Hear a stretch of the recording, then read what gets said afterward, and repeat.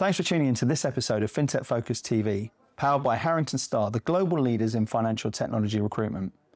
Head over to the Harrington Starr website where you'll be able to find all the latest jobs in financial technology across the globe. You'll also be able to download the latest issue of the Financial Technologist magazine, including the Top 1% Workplace Awards. Finally, if you're looking to grow your team, please get in touch. Enjoy the show.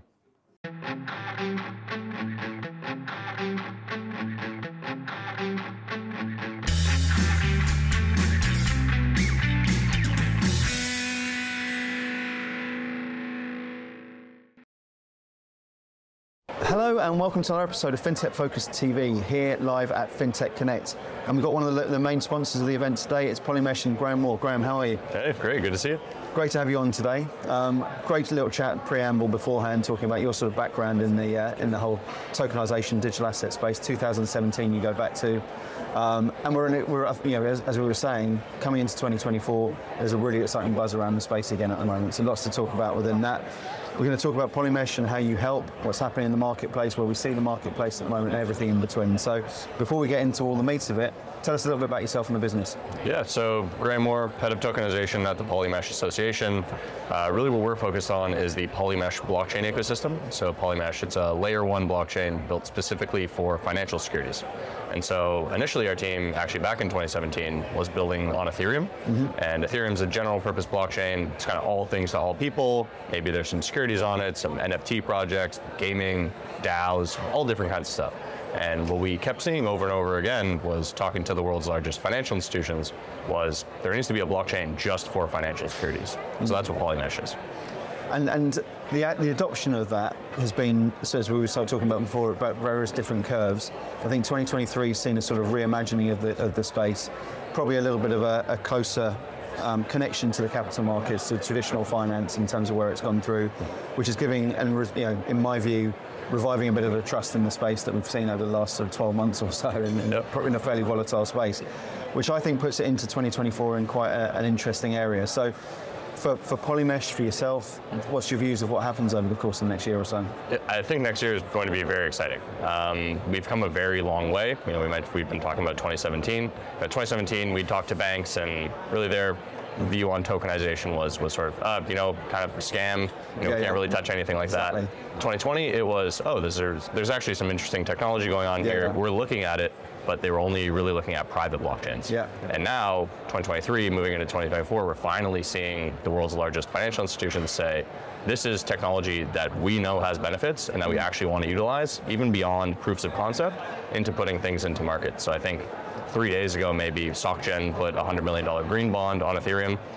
We have Larry Fink, CEO of BlackRock, saying tokenization is the next generation of markets. I think is what he said. So we finally have these huge players. Quote, isn't it? Very great quote. I love putting it everywhere I can. And so, and that's from a few years ago when I think Larry Fink said Bitcoin was an index of money laundering. So to see that change from the world's largest asset manager has been amazing, and it's really only helped bolster what we've been building and allowing banks to finally get into the market who were maybe a bit hesitant before.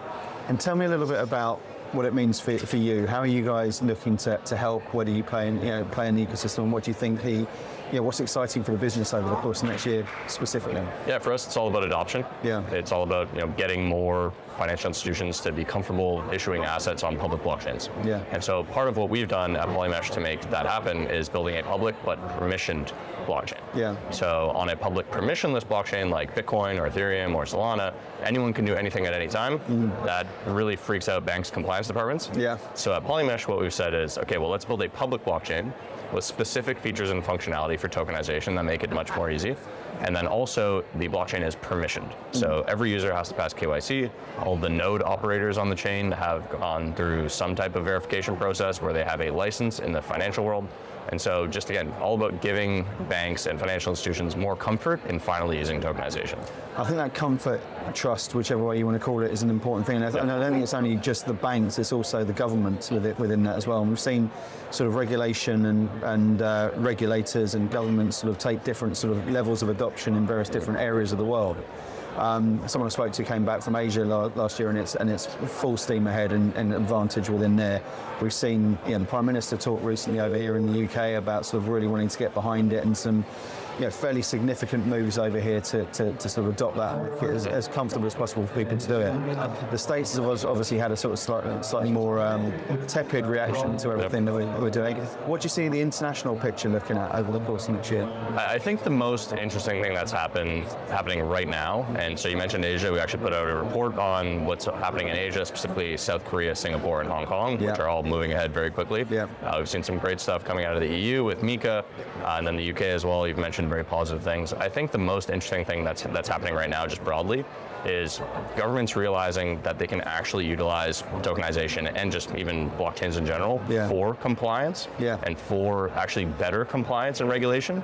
And so it's always the interesting thing where you hear someone have a comment like, oh, well, crypto is used by criminals. But the criminals always get caught in crypto because it's a public verifiable ledger where you can track every single movement of funds. Whereas in the banking system, things can be done behind closed doors where things aren't as transparent.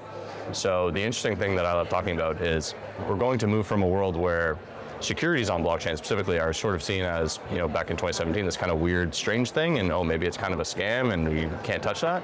Whereas now governments are finally realizing, actually, we can track information much better on blockchain. So we can see it's open, transparent, it's an open database that anyone can access and view, and regulators can finally actually get real-time access into private markets, where previously, if a regulator wanted access into those markets, they'd have to subpoena someone, they'd have to get access after the fact, after something went wrong. But now they can actually monitor in real time. I think that's always been a very sort of easy sort of thing to throw at the space, hasn't it? The whole, funding crime and terrorism and all this sort of stuff. But crime and terrorism happened a lot before the space, right? And it's and as you say, that there's ways and means of tracking this sort of thing that allows it to be. But I think just the narrative is the narrative of trust, which I think is so important. And I think the industry and everything I've been speaking to people about is about that constant communication and ability to sort of get that across.